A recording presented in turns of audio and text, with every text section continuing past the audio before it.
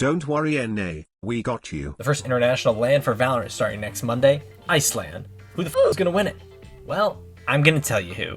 And sadly, it won't be 100 Thieves. They didn't even make it. So with all my bias being left behind at the Cash App compound, I'm 100% prepared to make a 100% accurate and 100% unbiased team tier list for Masters 2. Let's dive in. Full disclaimer, I am a Silver 2 Breach main. Okay, let's look at the teams. First from Southeast Asia, we have X10 Esports.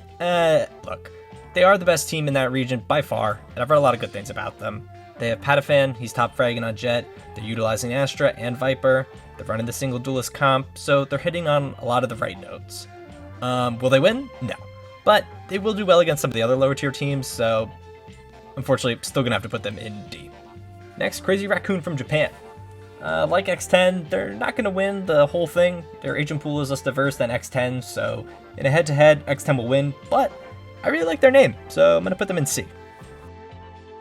Next, New Turn from Korea. So a lot of people were and still are stunned Vision Strikers are not going to Iceland. I know I am. After some soul searching, New Turn is not the best team in the world because they beat Vision Strikers.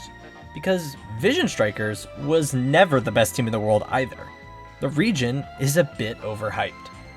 Yes, that's my hot take. When it comes to tactical shooters, the skill gap in Korea is way too high for the region to be competitive. For now. The region has Overwatch experience, but no Counter-Strike base. The open qualifier in Korea only had around 30 teams. The three major regions, NA, EU, and Brazil, have over 100 teams. That's a very deep talent pool compared to Korea.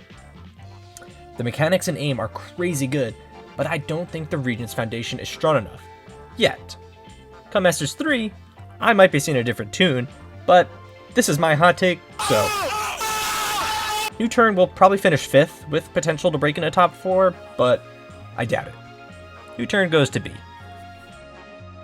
Crew Esports from LatAm. They beat out Infinity to get to Iceland. They previously fell in Masters 1 to Australs, who then got eliminated in Open Qualifiers for Masters 2. Open Qualifiers are not fun, yada yada yada. Crew Esports have been hot all of Stage 2, but it's like no fun ranking the minor regions so low. It's kind of cliche. But it's the same thing with Korea. If the region skill gap is giant, then a local dominant team won't stand a chance against NA, EU, and Brazil. I'm sorry, Crew is C. Shark Esports, the first representative from Brazil. These guys have no chance. They have no chance. In the Challengers Finals, they didn't run Astra at all. They've been relying on the double duelist smeaging style, which, there's nothing wrong with that, but even FaZe runs Astra now. Sharks only ran Viper on Bind, not Icebox. I'm sorry to say, really cool name, but there are no Sharks in Iceland. Sharks go to D. Oh, wait. There are. There are Sharks in Iceland. Still D. The other team for Brazil is Viking Esports. They took down the Sharks in their regional final. Like the Sharks, they have a few issues, running the double duelist comp. However, Vikings have adapted to a much slower pace, occasionally going with the single duelist, and embracing the Astra Viper when most in their region haven't yet. The player I'm most interested in is SatHack, because he plays almost every controller or sentinel agent while keeping up with the duelist on the kill feed.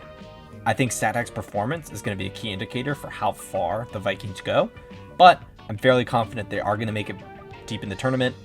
They're probably going to make top 4. Vikings are going to go in A. Okay, now for EU. This region, dare I say it, may be the best in the world right now. They have been dictating the meta since Stage 1, they have an incredibly strong Counter-Strike background, and tons of resources. Plus, Turkey is extremely engaged and energetic about their teams. None of their teams made it, but they help the whole region be competitive. First up is Team Liquid and their star player Scream. They've had a really rocky year so far. They failed to qualify for Masters 1 and failed to qualify during the first Challenger event for this one. But they've since gone on a good run. They eliminated NIP, Oxygen, and FunPlus Phoenix. Plus, they've traded 2 close series with the other EU representative, Fnatic. I really love Fnatic's story.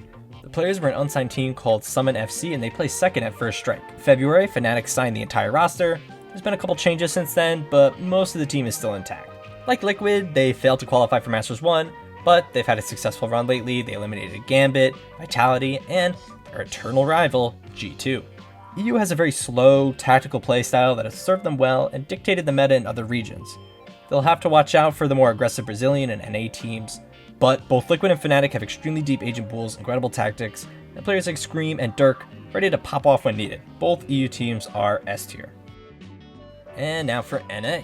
First up, we have version 1, led by the duelist Penny. They've been on fire for the last month, eliminating Anbox, NRG, Envy, and Cloud9 from Iceland. Plus, they've got some nice t-shirts for sale right now. Go check them out. I coincidentally predicted they would go to Iceland with 100 Thieves, so, you know, take it with a grain of salt. So, they got a cool name, cool merch, cool logo, they're doing well. I predicted they would go. What's my problem with them? Well, it seems COVID and visa complications have prevented Whippy from traveling to Iceland. He's going to be subbed out with Jammies. Unfortunately, I don't think this is a story quite like 10's, so the script will probably be against version 1. Overall, they have a shot at some upsets, but I think they'll finish out of the top 4 behind all the EU teams. B. And out for everybody's favorite, Sentinels. I didn't think they were going to make it here. They've been shaky lately, but I think a lot of teams put a target on their back after Masters 1, so they prepared against them. In response, the Sentinels have adapted pretty well and utilized the Viper and Astra a ton. They slowed the game down a bit, but they still let TenZ do his thing. They have a ton of flexibility in their team comps and playstyle that will carry them over most teams. However, they are that kind of team that needs to really get their head in the game, especially when they aren't doing so great off the start. Sentinels are clearly an S tier team. Do I think they're gonna win the whole thing? I sure fucking hope so. NA needs this. But let's look at the bracket. The first group is stacked with Fnatic, Sentinels, and Vikings. On the other side is Team Liquid with version 1 and Newturn as their only competition. If everything falls according to my tier list, we'll have Sentinels, Liquid, Fnatic, and Newturn as the top 4. We also will end up with a legendary NA vs EU Grand Final with Sentinels versus Team Liquid or Fnatic. But I think it's going to be Fnatic following an insane lower bracket run. Ultimately, it will be Sentinels on top. Let me know in the comments how wrong you think I am, and who do you think is going to come out on top in Iceland. Bye.